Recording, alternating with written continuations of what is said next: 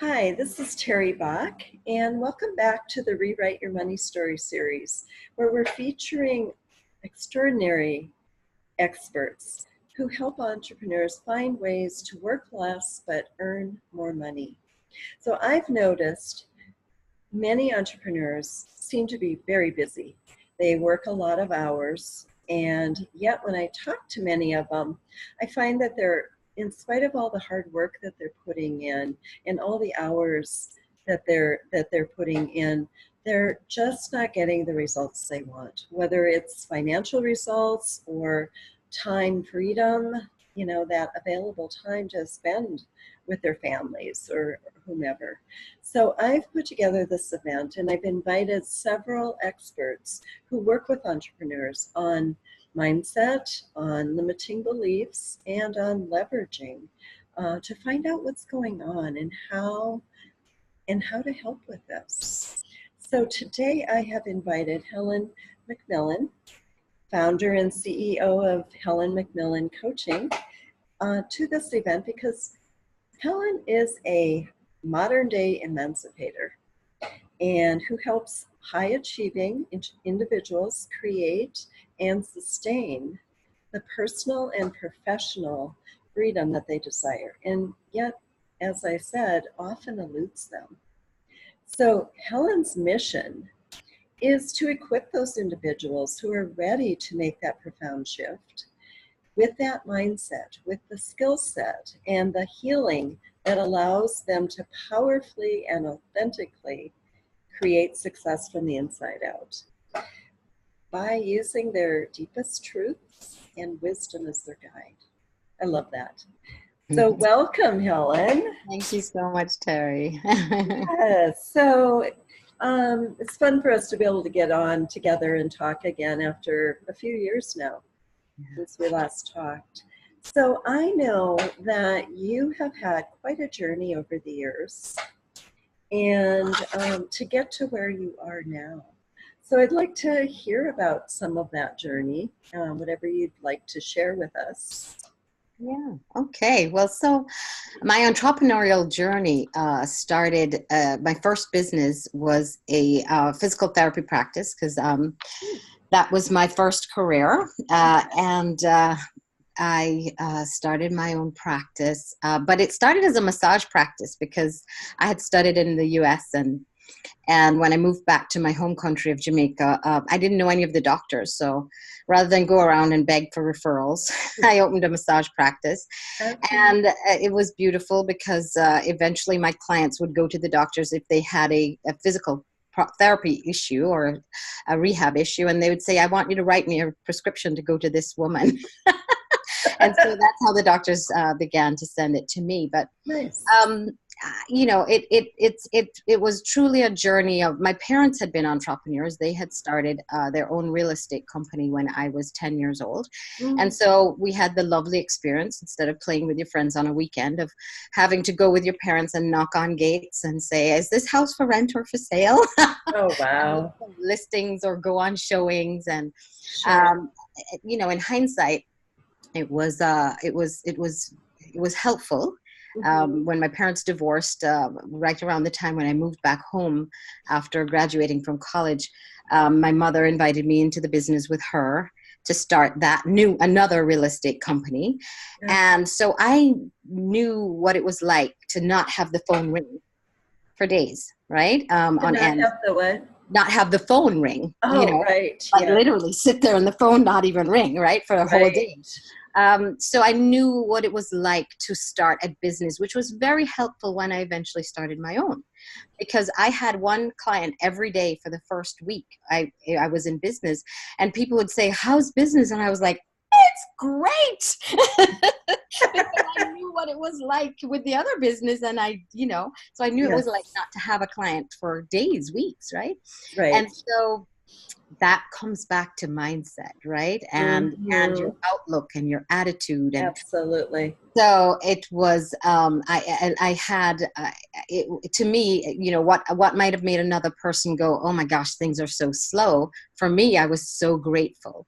And in hindsight, I now understand, right, the benefit of gratitude and that energy of gratefulness and perspective, right?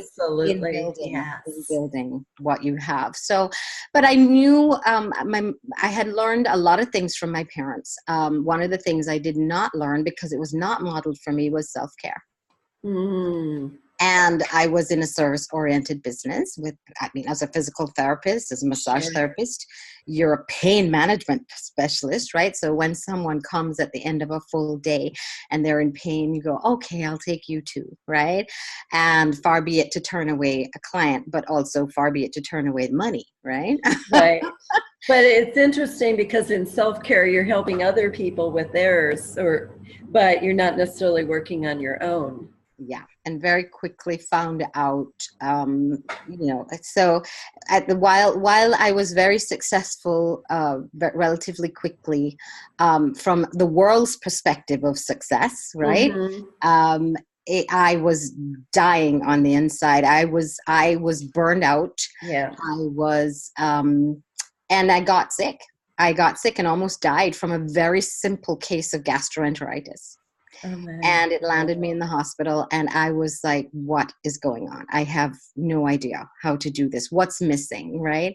Right. And then also from the perspective of even putting certain systems in place, right? I had that business. I built it up over 15 years into an extremely successful business, with at one point 7 full-time employees and myself. And when I Mm. would look in my book, I was booked out weeks in advance. But I'd look in that book and I wasn't there, right? There was no Yeah. space for me. So they were hard lessons, one. And just like you, there's reasons that we teach what we teach and share what we share, Yes. so that other people don't have to walk that road. Sometimes we have to walk it, because if that's your lesson, you're going to get it however you get it. Exactly. We can spare people a lot, but it's, it was a journey of figuring out the balance. And one of the vital things I've learned and I teach is that, self-care is integral to your bottom line, Mm-hmm. but it's also integral to your bottom line in terms of your health and well-being, but Right. also to your financial bottom line. Exactly. It's fascinating. Exactly. Yes. Yes. Absolutely. So when you talk about creating success from the inside out, can you talk more about that? Sure. So one of the things I teach is that the world is just a big mirror, right? And I Mm. mean, how else do you see yourself but in a mirror? Right. And so the people and circumstances that we attract to us are a reflection of our belief systems. And Mm. and so we get to, a lot of times it's so much easier to shift yourself, your mindset, your behavior, your belief systems, than to try and change that world out there. Right? Yes. So the shift begins inside of you, getting clear on what it is you want to create, getting clear on who's your ideal client, getting clear, how much money do I want to make and why do I Right. want it, and who do I want to attract, and then being that first, and believing in Perfect. yourself. That is the fast track way to Yes. success, Okay. rather than waiting. And then you never blame the economy. I've had people come to me like, oh yes, the summer is just, we never make money in the summer. Summer is the slow period. And I go, really? Okay. Yes, I had a client who did that too, and we changed some of her beliefs. And the next time we talked, she said July was my best Month ever, month right? ever, and I said, of course it was, because we Exactly. shifted that. Yeah, Yes. So when you change your thoughts, you change your life, right? you really do. And quantum physics tells us, when by observing matter, we change it. So Yes. literally our perspective on life and on business will determine our experiences. Yes. So that's why we do the work we do. Absolutely. Absolutely. It's powerful. So you had mentioned back before we got on this call about the joyful money zone. Mm-hmm. And how did you discover it for yourself? And can you explain more what it is? Yeah, sure. So the joyful money zone is it's a state of being, first of all right, where Okay. you are in relationship. We are A lot of people don't realize we have a relationship with money. Yes, Most we people do. have a very dysfunctional Yes. relationship with money, and or a very unconscious relationship with money, as in they've never really stopped to even look at it. Right. And if you're in business, entrepreneurs are in the business of serving Mm-hmm. to make money, to make a profit. Right. If not, then you have a nonprofit, but Right. or a very expensive hobby. So True. the joyful money zone, I've been in that place where you are struggling and you are expending all of your energy and your life force, and you are caught in that survival place where there's just enough, or sometimes not even enough, and you're expending all of this energy and it's not coming back. That's not the happy money zone. No, That's not the joyful money zone. The no, joyful it is isn't. where you And are. yet it's really where a lot of people are. Absolutely. Absolutely. So the joyful money zone is a state of being, and where you have a healthy relationship with money. You receive and spend. It's about flow, Yeah. because if you just hold on to it and you're afraid to spend it, that's still not the joyful place. Where your money then now supports your joyful life. It's a creator and an enhancer of your experiences and opportunities, and you Right. have more than enough. It's a state of abundance, Yes. and you have a healthy relationship with money, giving and receiving Okay. it. Great. So how do you get there? How do you help Oh your my goodness. Well, clients first of get all, there? you start by becoming aware. All change begins with awareness. I literally have a 5-step process that I teach to help people to shift their mindset, their emotional state of being, their life, whatever it is. So the it's an acronym, SHIFT, for making a shift, and the S stands for awareness. Everything begins with awareness. You can't change what you can't see. True. So first, you have to become aware of your relationship Okay. with money, right? And which is determined and driven by your experiences with it, by your thoughts and your beliefs about it. And usually, a lot of those, unfortunately, we inherit. Now, the good news is we can change it, right? Right. Once So, we know but what it is. Yeah. once we know what it is, and if you're not quite sure what it is, how do you feel about it? So, I used to have a love-hate relationship with money. Yes. Right? Loved it when it was here and did the stuff for me. Hated having to ask for it. Hating having to Yes. kill myself working for it. Yes. Um, Absolutely. so that in shifting it, it's now money for me now is like a warm blanket on a cool night. Nice. It's there for me. It's a beautiful foundation under me, and it's a great facilitator Okay. of opportunities and Right. experiences. And Okay. it's an expression of love and gratitude. So how did you get there? How did you Oh rewrite my your goodness. money story? Oh my goodness. So I have invested the equivalent of college tuitions in my personal development. It is all, and it's continuing. It's ongoing. But I can tell you, everything starts with a desire for change. Mm, A yes. desire for change. That heartfelt desire goes out like a beacon into the universe, and it pulls the people, the situation. I read books. Mhm. I have played money games. I have taken courses. I have worked with coaches and mentors, um, and it's been a journey. It really has been a journey. Mhm. I think the first place I started, because initially when you're in that dysfunctional relationship, you may not flow it freely. Right. So I started with books.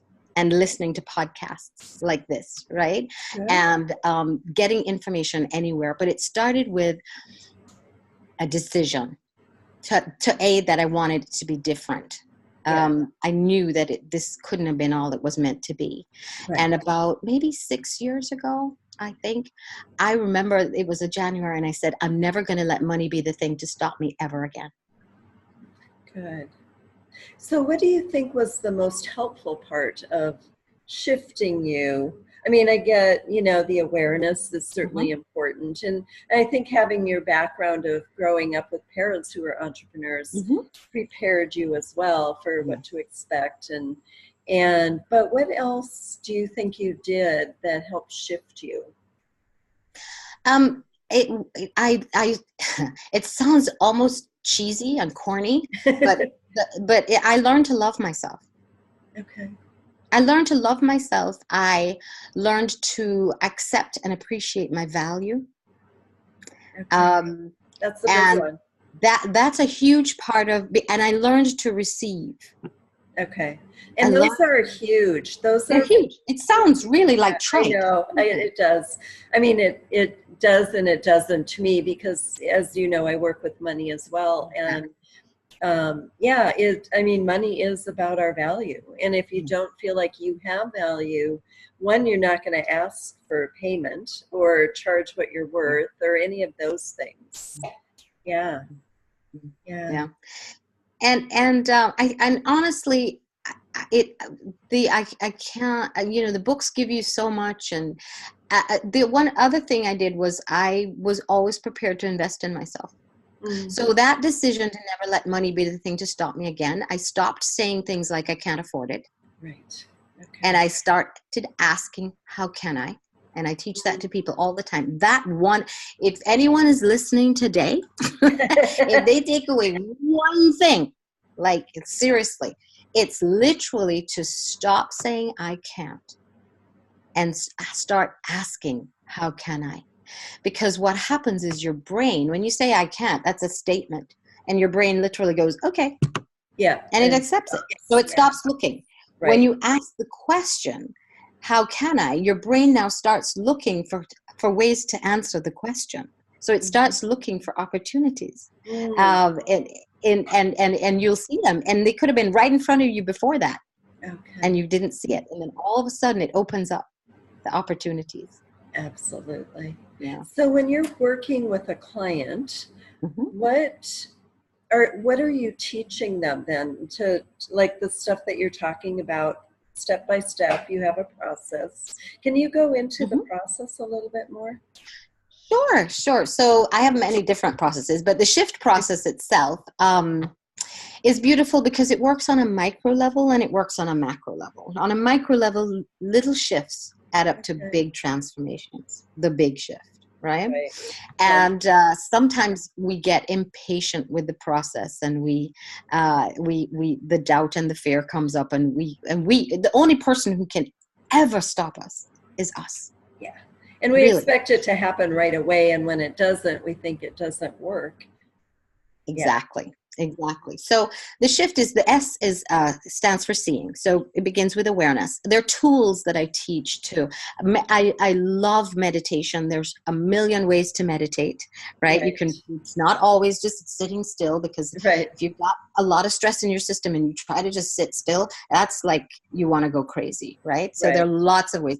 Walking and moving meditations, but meditation is a fantastic mind focusing tool. So it's literally practicing, and you're focusing on, then your mind drifts off, and then you bring it back, so it's a wonderful awareness enhancing tool, because that's your power, right? Is being aware. The H stands for honor, which is accepting what is without judgment. Okay. And that without judgment, that releasing judgment piece, that's huge.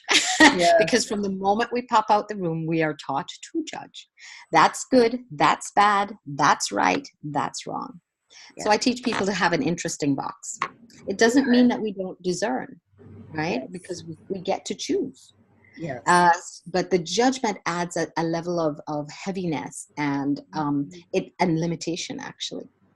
So honoring what is, accepting, and the important piece about accepting where you are is your inner GPS can't guide you, just like the GPS in your car. It can't guide you if you don't have a starting point and a destination. True. Very, very true. And I see this so often. I work with really smart people, and really smart minds create sophisticated defense mechanisms. Yes. And one of the ones that I see so often is that we are in denial about where we are. Mm-hmm. We fool ourselves. We don't really want to be where we are. So we tell ourselves, well, I'm not really quite there. Here's where I am. Right. Exactly. I know what you mean. Yes. So the I stands for identify. And there's a lot to identify. Where you are, where do you want to go? What's in your way, right? What would you prefer? How do you feel? Okay. The F stands for a couple of things. It stands for focus, which is focusing on what you want, not what you don't want, which again, I see this all the time. People are they don't realize they're focusing on what's not working. They're focusing on what they don't have. They're focusing on their mounting debt, et cetera, rather than what is it I would prefer? What is working, right? Yeah.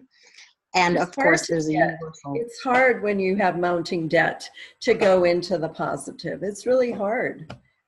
It is very challenging. Where the you have to, and that's where the help comes in, right? I mean, the people I work with, they're smart, they're successful. So, and I'm smart, I'm successful, and we all struggle with something, right? So we all need help and support. Absolutely, yes. So the other thing it stands for is feel. Okay. You have to feel it to heal it. And the emotions that we feel create our, we have a predominant state of being in any moment. And that's a vibration. And it's like being on a radio station. Like what radio station, what are you broadcasting? Right? Yeah. So if you are broadcasting fear, anxious, I don't have enough, you're going to get more of that. Exactly. Or that's all you're going to see. That's all you're going to attract. That's all you're going to see. So managing your vibration by managing your feelings. And a lot of times, again, we're like, those of us who are savvy enough, we might have been around this personal development, law of attraction school a couple of years. And we know, we're like, I don't want to be feeling like that. It's not good to be feeling like that. So we deny, suppress, repress how we are truly feeling without recognizing that it's still in your vibration. So what we have to do is bring it up and release it to replace it. And how do you release that? Oh, there are so many different ways, but I tell you, just again, honoring, just acknowledging the truth to yourself and being willing to be with it. So often we try to distract ourselves when we're not feeling good, right? Sure. If you can be with and some of the emotions, especially if it's a very strong, quote unquote, negative emotion, like deep fear or terror or anxiety, we don't want to feel it. It doesn't feel good. No. So we try and distract ourselves. Yeah. We deny that we have it, or we distract ourselves, right? I mean, there are healthy ways to distract yourself, like exercising, and that way you actually have to shift it because you're expending the energy. And then there are other ways, like drinking alcohol, doing drugs, overworking. That's another socially acceptable addiction. Right. But just being with it, breathing into it, being willing to sit with it will help to dissipate it. It's amazing. It wants to leave. Energy needs to move. Right. That's all it's trying to do. Okay. So the final F stands for faith, which is trusting the process, trusting yourself, trusting life. And trust is a huge it's a huge area to work on, and it's a huge part of being successful because, even as we grow, at some point we have to delegate to others, right? And that's a trust issue. If you have trust issues, you're going to have problems delegating. Been there, done that. I'll just. Yeah. We talk, Still we got the speak t-shirt. what we know, right? Yes. So, and then the T in the shift process, the final piece stands for two things. Tools for transformation. So they're tools that I teach to manage our mindset, manage the energy, like tapping emotional freedom technique is one of the Right. many tools in my toolkit. And then it also stands for take action. But taking inspired action is what I teach. So inspiration comes from within, right? It's Right. those little, the guts, and taking inspired and aligned action. The action that you're taking needs to be aligned with your goals and with the direction. Because if I'm just taking action and I'm just driving my car, I could be driving away from my destination. True. Very true. Yes. Yes. So it's and of course to know that there are other pieces that come into it, like clarity. You know, got to be clear. What is it you want? That goes back to the identify piece. Right. So it's a beautiful system that feeds onto itself and in circular fashion, and where we can be in different facets of it at any given time. That's great. That's great. I love that. I love that shift. Yes. Yeah. Yeah. Good. So you had talked about a money mind shift that you see as necessary. Is there more you want to say about that, from getting to that surviving place that so many people are in to a place of really thriving? Yeah. Yes. Yeah. So there's several things. First of all, a lot of people don't recognize that they're stuck in surviving. So again, it comes back to the awareness, right? And the surviving is, there's, they may not realize it, especially if there's enough. There's enough. Yeah. But there's not more than enough.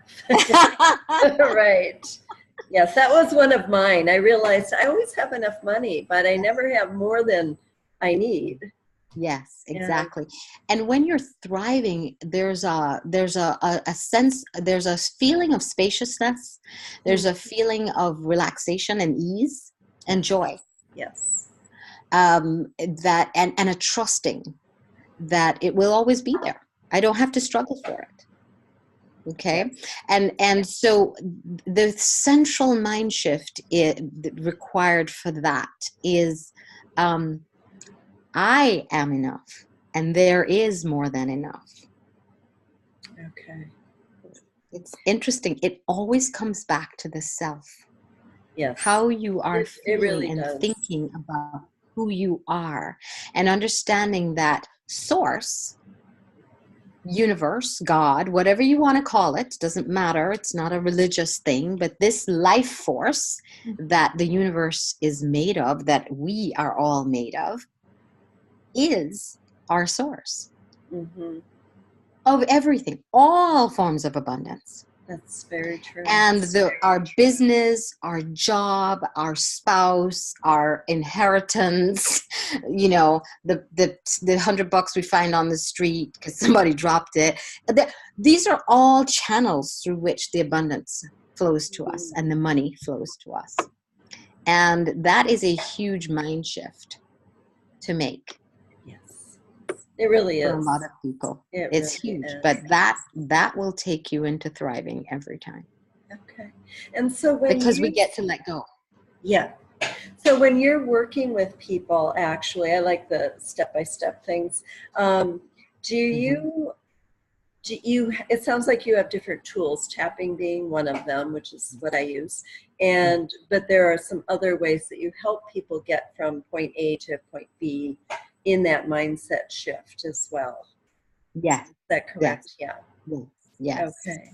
Yes. And you know, my favorite way to work with people is one-on-one, but I also work in small groups, and because again, the mirror, right? Yeah. There is a shift that occurs when you work one-on-one with someone, and there's a shift that occurs when you're in a small group, because every single person there represents a facet of you. So it's easier to see yourself. It's like being in a hall of mirrors. Yes. Yes. And they can And challenge you as well in a small group. absolutely. Yeah. You know, sometimes they represent your dark shadow that you're not ready to face. Or, you know, our Mhm. children, gosh, how many, if you ever have teenagers, you know what it's like to not want to look in that mirror when they're behaving a certain way. And That's you're like, oh, true. no, I'm not They owning didn't, that. yeah, they didn't learn it from me. I did not learn it from me. That was from my ex-husband, his Right. part of the family. It's all his fault. But, Okay. right. Very Yeah. interesting. Is But there I have several principles that I teach. So I call them the okay. freedom principles, right? Okay. Yeah. So no shame, no blame, no judgment, no excuses, 100% responsibility. Nice. And Nice. it is, they literally are the path to liberation. Yeah. Oh, yeah. So, because the journey I take people on leads to what I call ultimate freedom, Okay. which is Perfect. that sweet spot of personal freedom. I can choose. I'm Right. not limited by my beliefs or my cultural conditioning or whatever it is. We've worked through that, Mm-hmm. and financial freedom, which is where I have more than enough. I can make choices. I can do what I want, when I want, because I Right. want. Right. Exactly. And And that's true freedom. Yeah. that is true freedom, and it's not a dollar amount. No, it isn't. It's not a dollar amount. It's way more here, and trusting yourself, trusting. Yes. Yes, you have physically need a certain amount of money, right, to experience ease and grace. But if you, one of my mentors used to say, people don't run out of money; they run out of ideas. Yes. I Right, love that. and it's true. It is Very true. true. It is Right. true. So managing the stress, the mindset, because we can't access our most creative self when we are Right. stressed. No, you can't. The brain shuts down. Mm-hmm, Brain mm-hmm, shuts down. Yeah. mm-hmm. So, Yeah. Helen, I understand that you have a free gift for our Mm-hmm. audience. And would I you like to do. talk about that? Tell us what it is. Sure. In my work over the years with clients, I have identified 8 hidden chains that I call them chains because they bind us and they keep us stuck or limited in some way. Okay. And so, you know, as when we emancipate ourselves, we liberate ourselves, when we break those chains, and Yes. some of them Love that. have been handed to us, right? Like as part of our legacy, we literally even have one of the tools I use is a technique called emotion code, body code, and we have trapped emotions within ourselves of our bodies, and some of them are inherited. Like we came in with them. Right. We have an inherited predisposition for arthritis or diabetes or heart disease or the color of our eyes, right? Right. So it is. These are the 8 chains that I have identified from my working with hundreds of clients over the years, and that it's so that what I've created is a assessment. Or I part of my brand is fun. I go this journey of self. If you're going to look within, especially look at our stuff, we got to have some fun doing it. Oh, absolutely. So Yeah. we put this in the form of a fun quiz that will help you identify which one or more of these chains are holding you back. Because there's nothing worse than struggling and you have no idea. And part of my gift is I help people see in their blind spot. Because remember, it comes back to seeing. Seeing is step Yes. 1. Just Absolutely. the act of seeing it often starts the process of unraveling and freeing yourself. It does. So in a quick quiz, they can go through and it will help them to identify, and then they get a wonderful assessment. And I'm an energy healer and have been my whole life. So it's interesting that each of these chains actually corresponds and correlates to one of the chakras, which are the energy Oh, centers in the human body. right. And so it's interesting to be able to see that correlation for yourself and see which one is at play. And it can be a different one at different points in our lives, right? And we can Right. have more than one. Right. So Wonderful. this way they'll be able to go and do that. Okay, that sounds like a wonderful gift. So Mm. for the audience, if you can look right underneath the video, and there's a big button there that you can click on to receive Helen's free gift. Sounds like an amazing gift. So thank you, Helen. This was fun. I enjoyed getting to know you some more and what you're doing now. And for the audience, thank you for watching this Rewrite Your Money Story series. Tune in tomorrow for yet another extraordinary expert who will be sharing her way of helping you work less and earn more money. Thank you. Wonderful. Thank you for having me. You're welcome.